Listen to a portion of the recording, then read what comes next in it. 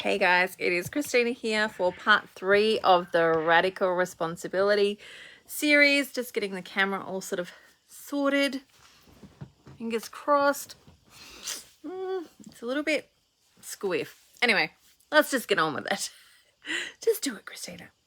All right, so if you have been joining me for the Radical Responsibility series, which is all about taking responsibility for your own health, because at the end of the day, no matter who is treating you, no matter who is working with you, they are not going to be the ones that are going through the experience. They are the ones that will provide you with information. They may hold your hand, but they won't go through the actual experience that you go through in your life.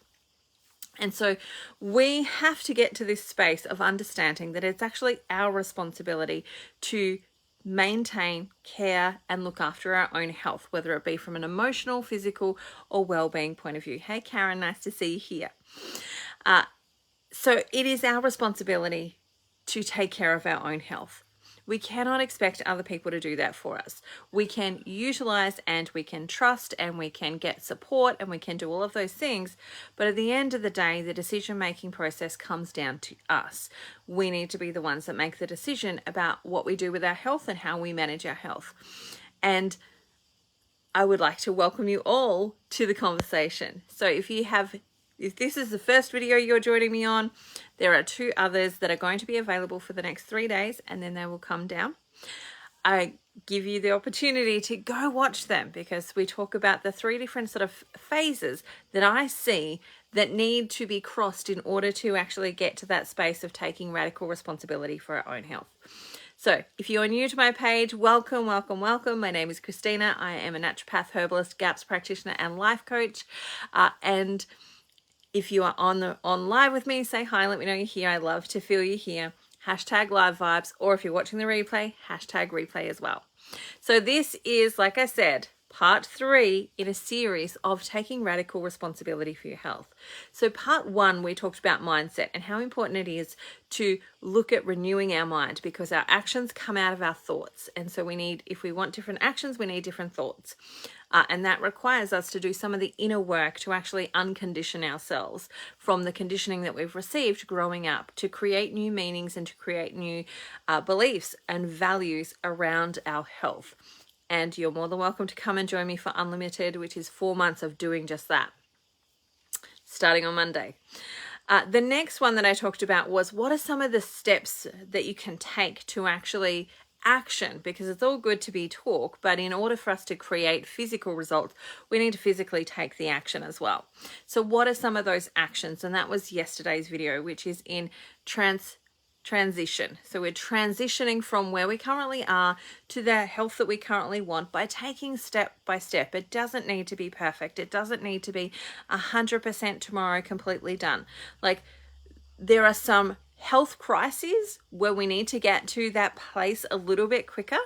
But if you're not in the state of a health crisis, where you're not in the middle of cancer, you're not in the middle of dramatic chronic fatigue, you're not in the middle of you living with chronic pain, if you've got some space, then you can take that time to give yourself some grace and to build strategies that are going to help you take those steps from moving from where you currently are into kind of that phase of if you don't make it, don't eat it. And then if you need to go further into a healing journey, looking at things like the GAPS protocol as part of that healing journey, or what would be appropriate for you, because it's about finding what individually is going to work for you.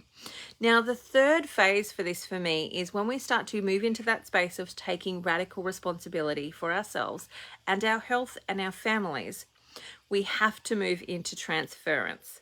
And transference is all about transferring knowledge from one to another.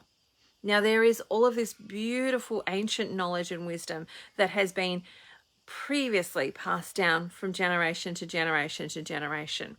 And what we've seen in probably the last 100, 200 years is this whitewashing of some of that information, where we are losing some of those ancient practices, where we're losing the skill set. They're not necessarily being taught in our colleges anymore.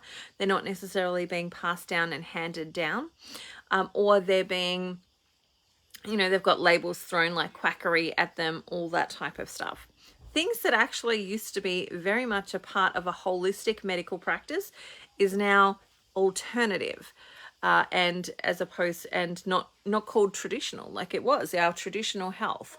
And so when I'm talking about this transference and this gathering of knowledge, I look at it from all these different spaces. One of which is here in Australia, we of course have our beautiful Aboriginal community, and I look at these people as amazing wisdom holders. Like, they have held for centuries the wisdom of this land, the wisdom of what foods would be really great in this place, what herbs, what nutrients, what all of those things. And they had stories that shared some of that wisdom and passed it down, but they also learnt it by just living it and actually teaching it to their children as they walked past a plant.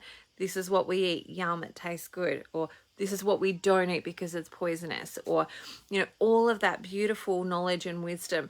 And I don't know about you, but I certainly don't want to see that disappear. I don't want to see that go. And for me, one of the things that I'm personally doing in my own life is actually starting to bring some of that knowledge back into my experience and bring some of that knowledge into the experience of my children as well, as we go to the beach and we start to look, what are the edible plants here? How do we use them? How do we bring them into our diet?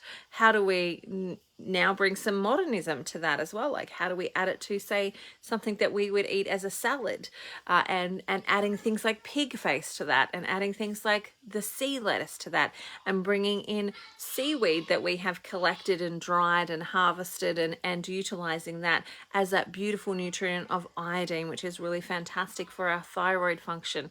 Of course, always check with your health practitioner about what's going to be good for you and what's not going to be good for you. But also, here in Tasmania, we've got the Tasmanian pepper berries, and, I'm eagerly waiting to be able to go and harvest some of those pepper berries and create our own peppers and seasonings with that, and actually add that to our diet, and starting to look at how do I expand and how do I start to bring in more of that ancient knowledge into my daily life, so that it's not just a part of my life, but it's also a part of my children's life. And how do we start to learn and understand some of the amazing things that are already around us, like today? So if you're on my stories on my personal page, you'll see that we went blackberry picking, and my fingers aren't stained black, but my children's mouths certainly are stained from the blackberries. And for me, blackberries are a beautiful source of nutrition because they have this amazing taproot where they drill down into the core of the earth.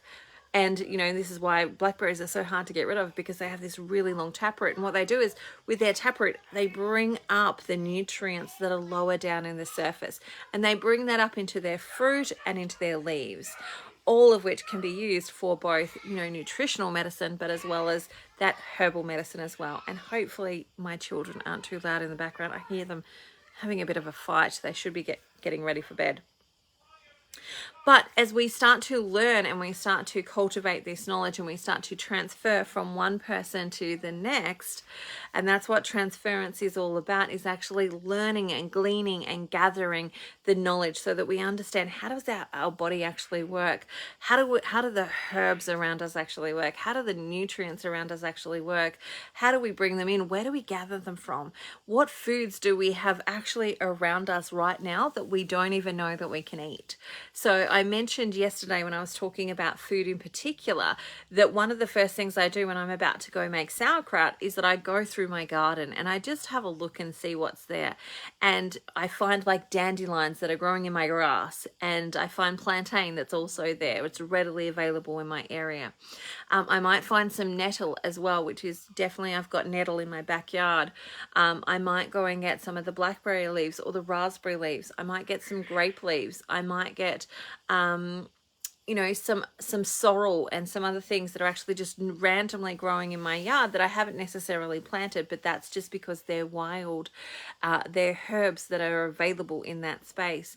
And I bring them in and I add them to my sauerkraut. They bring flavor in, but they also bring all of that beautiful nutrition and activation of those herbs. So dandelion leaves, for example, are super amazing at actually supporting the kidneys when it comes to detoxification.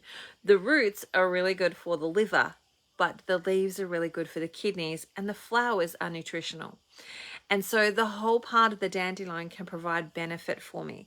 But I only know that because I learnt that. And I learnt that by somebody sharing their knowledge with me, by me going along and participating in courses and learning experiences and gathering with friends and talking and discussing and reading and all of the different ways that we actually transfer knowledge from one person to the next.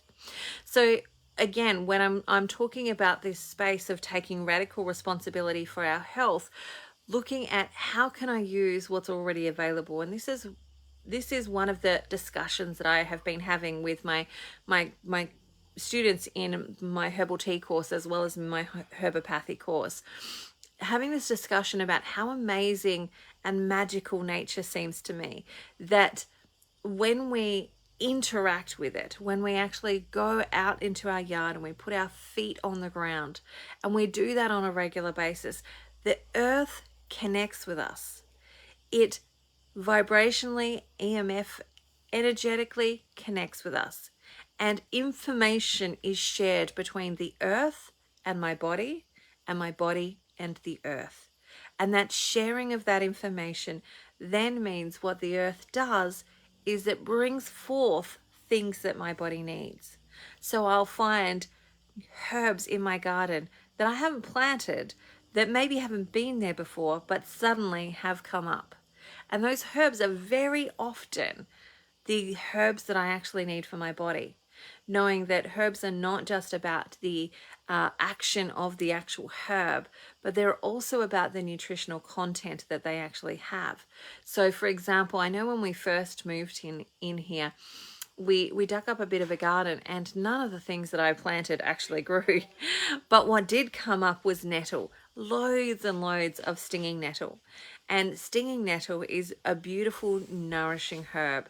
It's a nutritive, like we call it a nutritive because it nourishes the body. And it does so much more than that, but one of those things is that nutritive of nourishing the body. And when we first moved in here, what had happened was that we were homeless before getting this house. And we were living in a tent with our 7 children at the time. And, you know, there's a whole big story around this, but you know, we moved into this tent and the idea was that like we would maybe travel Tasmania, maybe we would start there and see what happened, see what would become available, etc., etc. And as we were packing up our house and putting some things in storage and moving into this tent, there were bushfires happening in Launceston. So we would drive past like fire areas as we would go to our campsite at night. And then we'd get up and drive past those fire areas again to go clean up and do some more stuff to actually finalize the house. The other thing that we were doing is because it was such a sort of a quick move, we had not anticipated not actually finding a rental property to move into. What we did was also we had extra stuff at our campsite, thinking that what we would do was go to our campsite, we just have some rest after the strenuous work of actually cleaning and tidying and painting and doing all the things that you do when you move out of a house, and put things into storage. And, you know, sorting everything in our lives had to be sorted because we had a storage unit to move our things into, and that was limited. The space in there was limited. We couldn't take everything. We couldn't keep everything. And we had to decide what do we keep and what do we get rid of?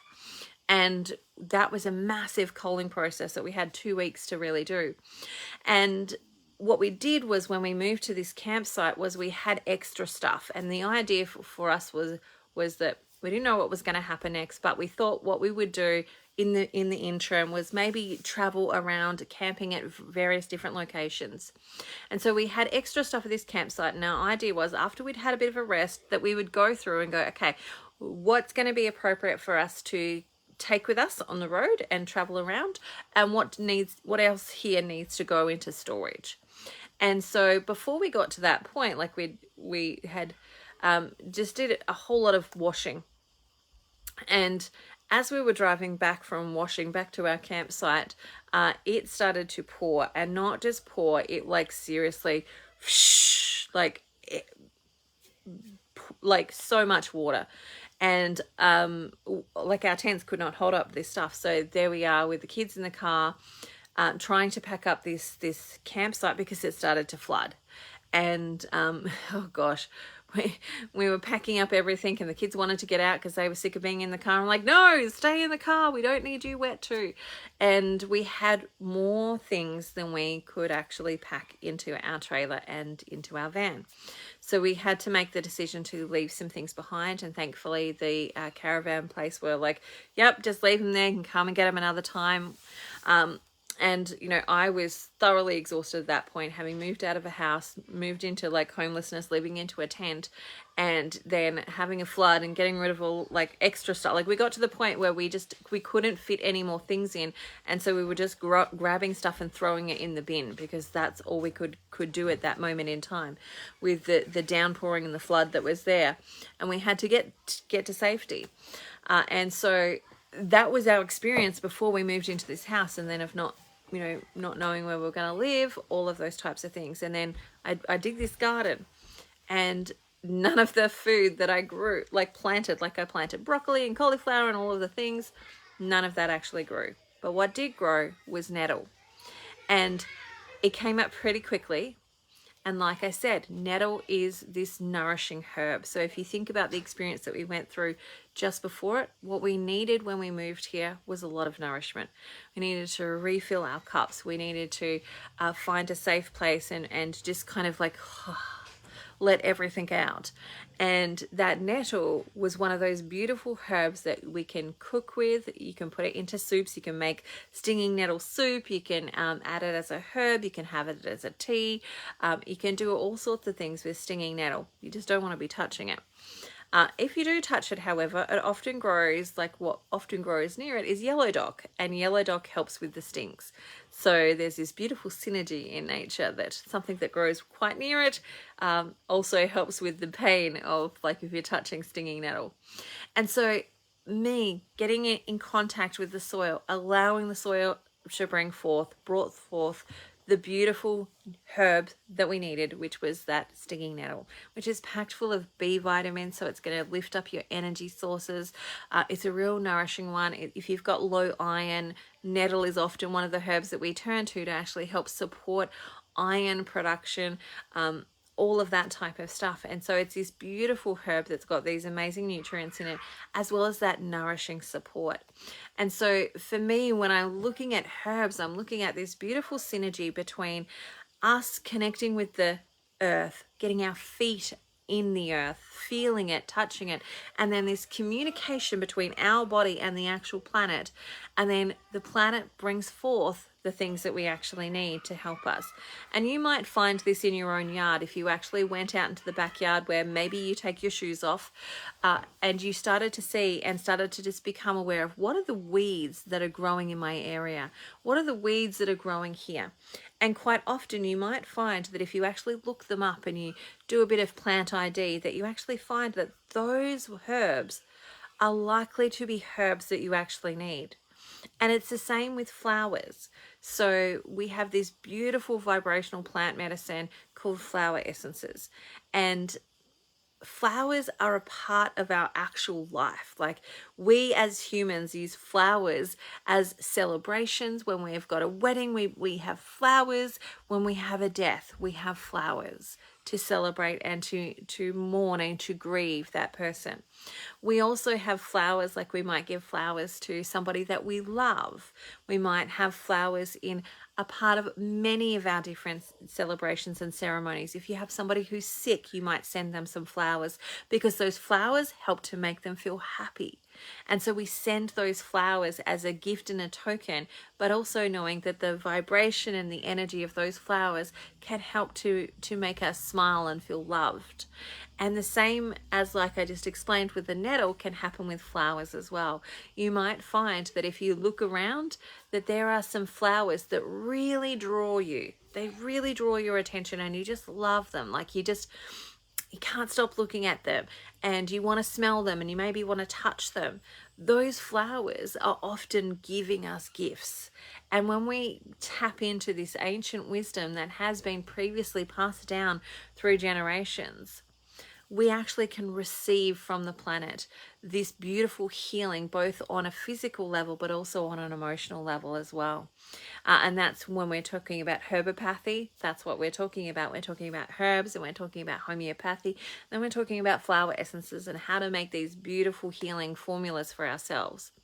But even beyond that, what we do in those learning lessons is actually learn to understand, how does our body talk to us? Because our body is talking to us all of the time. It's always giving us information. It's always giving us feedback.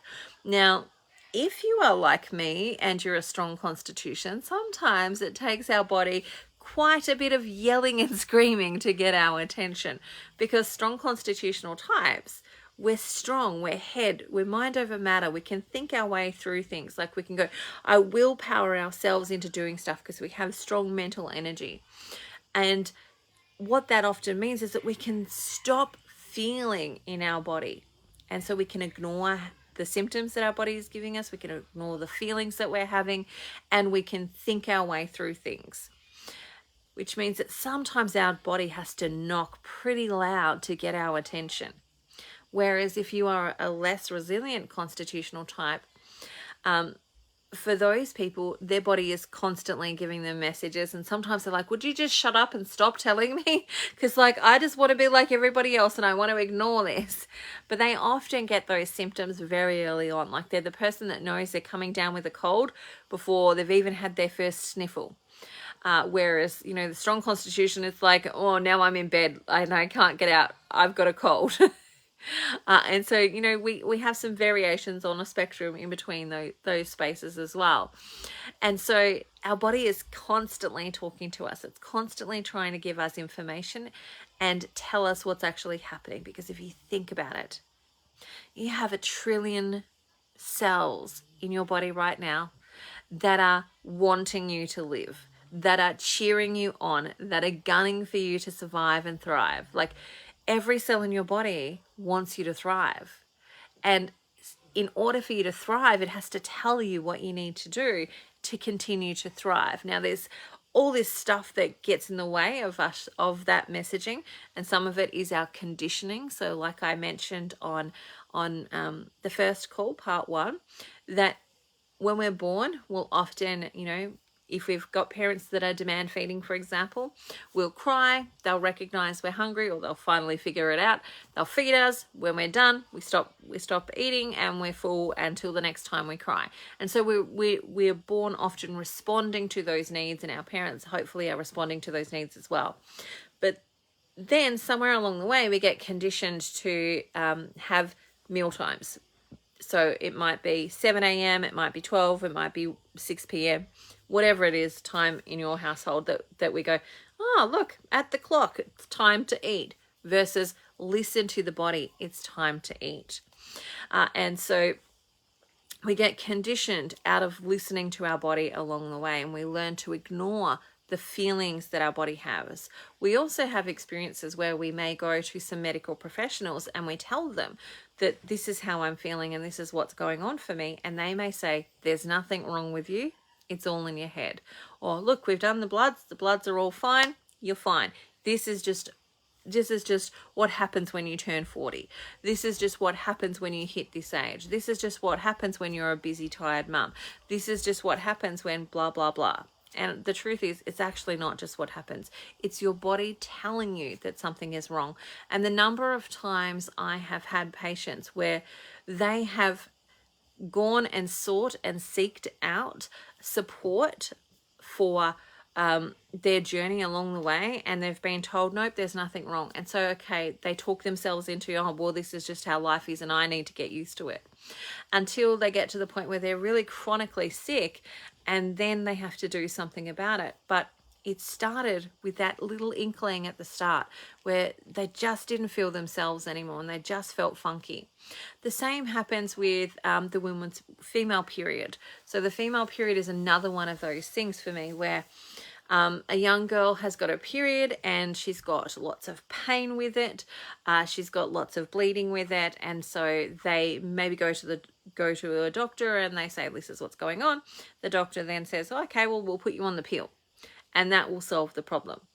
And the the child essentially then takes the pill, but it doesn't actually solve the problem, because the problem isn't a deficiency in the pill. Like, that's not the problem. That's not why the body is doing the thing that it's doing. It's not a deficiency in the pill. It's all sorts of other things that are going on, particularly with the liver. And for females, you know, if they understand this, we can take care of what's happening in the gut, what's happening in the liver, that then decreases the body's need to actually use the period as a detox pathway, which then causes a lot of that heavy bleeding and a lot of that cramping and a lot of that other experiences that we might experience when we have, you know, endometriosis, PCOS, all of those types of conditions. And if we start when it first happens, we can correct it. We can understand, oh my goodness, this is the body talking to me, and it's telling me, hey babe, we've got too much toxicity. We need to like deal with this, and we can't keep using this pathway. So help me deal with it. So let's stop putting it in, and let's figure out what we've already got in and how to get that out better.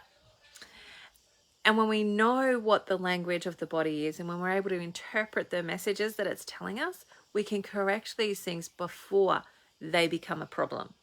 And that's where we step into this space of starting to take radical responsibility for our health. As we take radical responsibility for our health, it means we start to learn radically how to listen to our body. What is it telling us? What messages is it giving? Sometimes we need to plug into an interpreter. I'm an interpreter. Sometimes we need to plug into all sorts of other support to be able to help us with that. As we're in that learning phase, when we go through the transference phase, where we transfer knowledge from one to another and we share that and pass it along. And that's where we start to move into that space of that radical responsibility for health, that I'm not just going to mask this problem. And what I'm saying here is not to never ever use pharmaceuticals, but it is, if you are using a pharmaceutical, remember that that pharmaceutical doesn't fix the problem. If you stop taking the pharmaceutical and you still have the problem, or the problem's worse, it didn't fix it. It just covered the symptoms. And so again, when we want to take radical responsibility, we may use that as a tool in our journey, but we still want to always come back to, why is that happening in the first place? How do I support my body and my physiology to actually correct this? How do I actually give my body what it actually needs versus ignoring it and just covering it up and pushing through? And we can't continue to cover and hide and push through and expect our bodies to do super well and to be amazingly healthy. And I know, again, as I was talking with some people this week, you know, one of those conversations that we were having is, you know, are we actually living longer, or are we dying more slowly? Are we dying more slowly? And I would say that I'm seeing people die more slowly, and it's not necessarily pleasant, and it's not necessarily lovely, and it's not even necessarily necessary.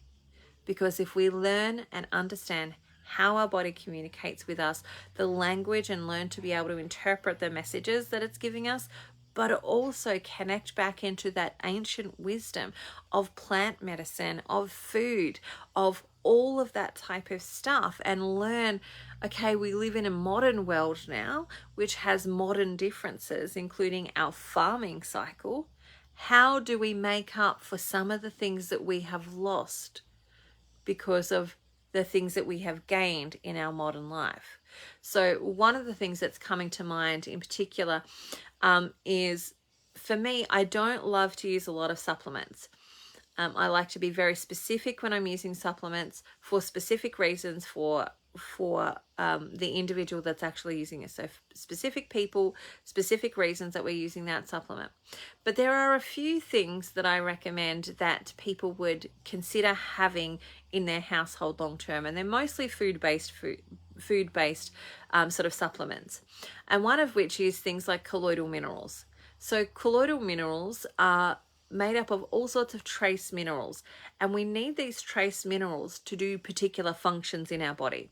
So for our liver to do the thing that it needs all of these list of nutrients plus some trace minerals. For our heart and our lungs to do the things that they need all of these nutrients plus some trace minerals. And each organ has their own sort of specific sort of trace minerals that it actually needs, same with the blood, etc., etc. Now, the way that we used to grow food when we were growing food back in the day before we had agriculture and we had sort of running water, what we would do is we would grow our fruits and our vegetables along the banks of the river so that it was easy to transport water to our food. So if there wasn't enough rain and we needed to water our crops, it would be simply going to the creek or the river or wherever we were and bringing that water to our crops. Now, we inevitably have these cycles within our ecosystem, and one of those cycles is the flooding cycle. And so every 7 years or so, what would happen when we were growing our food along the banks of the river was that there would be a flood. And that flood would bring all the minerals that were in the bottom of the riverbed, and it would plant them back on top of the soil where we would grow our vegetables. And we had learnt this. So we would do things like there would be the year of double harvest, where we would grow, knowing that a flood was likely to come, we would grow extra food. So knowing that the next year we may not be able to harvest food from that particular spot because it could be underwater. And so we knew these cycles that took place, and every 7 years or so, what would happen would be that flood would come and those minerals would be placed back onto the soil that we would grow our food on. And we would replenish the minerals in that soil, and it would be fertile again. And it would then provide us with the trace minerals in our fruits and vegetables. Now, in our modern life, what we have done has actually moved some of our agriculture away from that natural cycle that we had, which was right next to the riverbed, because we've got these fantastic tools now of being able to bring water and irrigate different areas of soil and bring water from where we've got it to where there's not. So now we grow food in spaces where water is not necessarily always available naturally, and so we bring that water to them. And in that water, we do a whole bunch of different things. So we may put chlorine, we may put fluoride in that water. We may also then, that land may not also get those trace minerals as well, knowing that, from the farming side of it, the minerals and the nutrients that they're looking at are ones that are going to make the fruit and vegetables look good and make them plump and big, because that's what we have demanded in our supermarkets, that we have uniformed size, that we have uniformed color, and that we have them at a particular appealing space for us.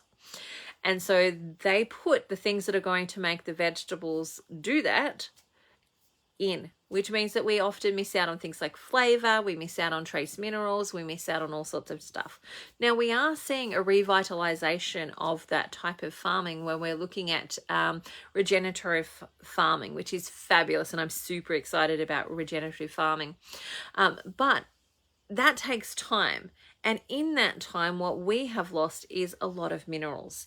So we've lost our normal natural trace minerals that would have come up from the riverbank.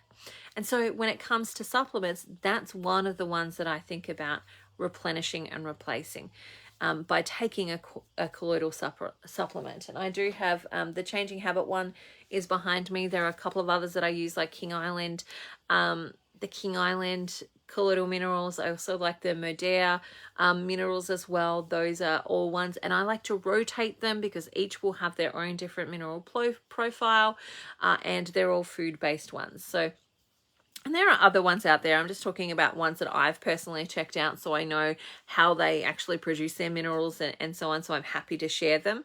But that doesn't mean that some of the other ones aren't great as well. It just means that these are the ones that I've researched. These are the ones that I use in my family's household, etc. Now, that knowledge of me sharing about the way that we used to farm and the riverbank and how we used to grow food and the trace minerals, that's knowledge that I've gained from some form of transference.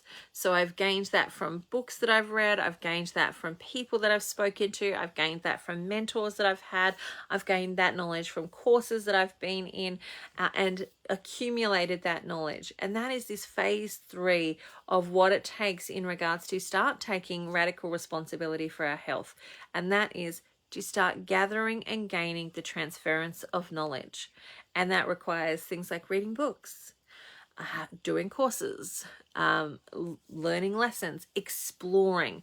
And that's what I would say is key, is that don't just read the book, actually get activated with it. Like, don't just buy a book and go and put it on the shelf and go, well, now I know the information. Well, you kind of don't know the information until it's moved from the book into your actual life, until it's moved from that space to it's now something that you functionally use. And that's what we want to do, is move past that. To really get into transference, we have to move past the just listening and into the action, and actually get exploring and actually get trying stuff. And for me, when I think about all of these steps that I'm sharing with you, I think about them as foundational for creating an amazing life. Like, if we're talking about the circadian rhythm, for example, so people often are struggling to sleep because their circadian rhythm is out of balance. My prescription for people when that is happening is watch more sunsets and watch more sunrises. What a terrible thing to do in your life. Like, what a absolutely horrid thing to have to do in your life. Watch more sunsets and watch more sunrises. And when I look at the other steps that I'm really telling you to do, like, get out and explore. Like, what are the herbs that are in your grass and in your garden? Like, right near you, what are those herbs that are right there? And what can you learn about those ones? And start there, and start, finding things and exploring those things, and start going, okay, I know I've got dandelion in my grass. What am I going to do with it? Maybe start picking some and using it in a salad. Fabulous. Okay, now what am I going to do with it? Well, maybe you want to start picking some and adding it to a tea and make a herbal tea blend out of it. Fabulous. Okay, what's next? Well, maybe this time you want to actually dig up some root and make like some dandelion coffee with it and be drinking that.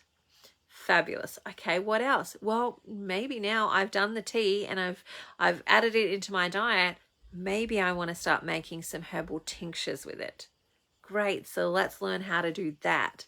And consistently just learning and continuing to explore and play with the nature that is around us, because it will have so much vibrational energy for us and so much potency that it will be really beneficial. Because my dandelion, the dandelion that's in my yard that I walk around barefoot all of the time, is going to have slightly different activations of its properties than the dandelion that's in your yard that you walk around barefoot around, because your body is connecting with the soil and sending it information. And there is this, like, for me, the word that I picked for the year this year was magic. And I picked this word because as I sit and I learn and I engage with nature more, the more magic I actually see. Like, there is this beautiful relationship between trees, where trees are speaking to each other through their roots. So we're walking on the top of the surface. We don't know what's going on underneath the surface necessarily, but the trees are talking to each other.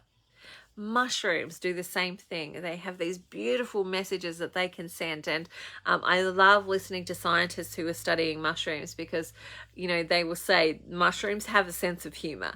Like, they definitely have a sense of humor. Like, they are the fungi, because they do have a sense of humor. And, when they're measuring, electrical currencies that mushrooms are sending to each other, and when, they're engaging with, like, there's this engagement that takes place between us and the plants, and they can measure that and they can see that. And it's so much fun listening to them actually have these conversations about mushrooms and the sense of humor that mushrooms have.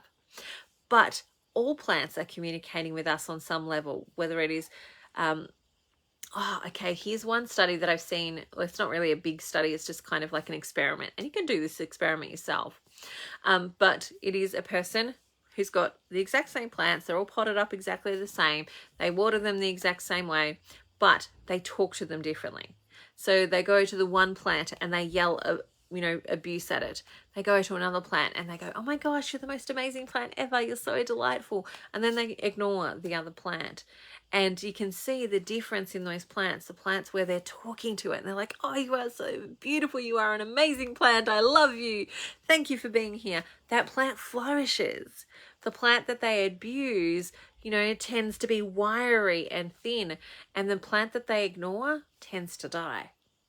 And so we have this connection with our plants, and that plant produces based on the things that we actually need as well. And so step 3 of taking radical responsibility for our health is to engage in transference, whether that knowledge is coming from a speaker, whether it's coming from a group of people, whether it's coming from a course, whether it's coming from a book, whether it's coming from you just simply starting to engage and observe what is actually happening around you.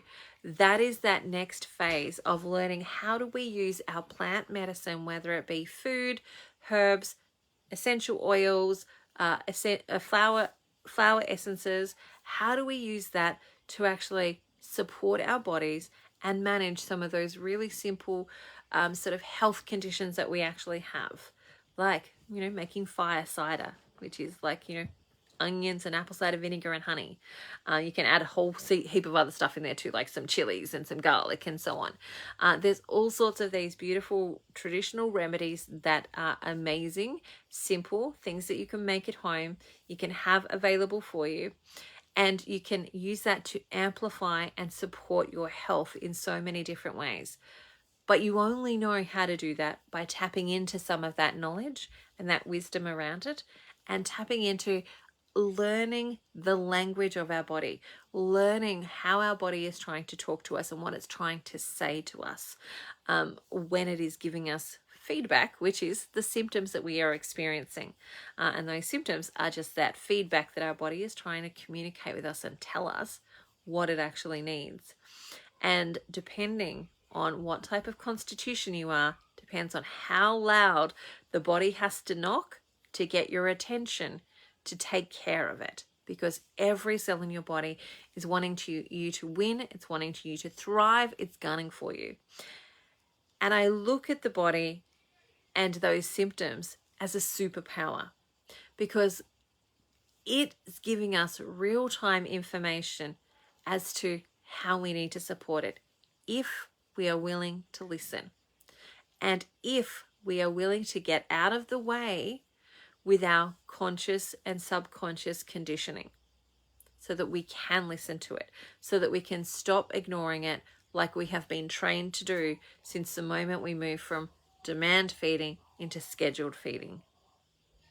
All right, if you have any questions, please let me know. I would love to answer them. Thank you so much for those of you who joined me for all 3 of these series. It's been amazing, and I look forward to seeing you in the future. Please feel free to come and join me in any of my courses and any of my programs. And bye for now. So much love. Have fun taking radical responsibility for your health. Bye for now. See you later.